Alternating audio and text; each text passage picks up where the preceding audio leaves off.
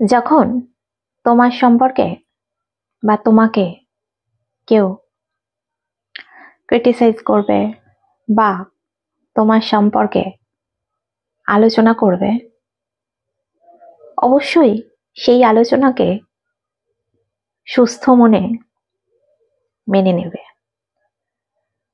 অবশ্যই সেই ক্রিটিসিজমকে সুস্থ মনে মেনে নেবে। তার কারণ এই কথাটাও যেমন ঠিক, এই কথাটাও তো ঠিক যে তোমাকে ভাবতে হবে যে ক্রিটিসাইজ বা এই আলোচনা কে করছে তোমার সম্পর্কে বা কারা করছে।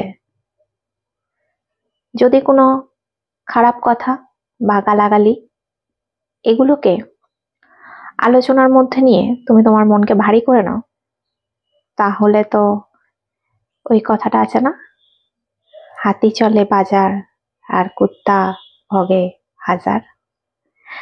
হ্যাঁ, হাতি যদি এই হাজার কুত্তার চিৎকারকে মেনে নিয়ে বাজার যাওয়া বন্ধ করে দেয়, সেটা কি সম্ভব?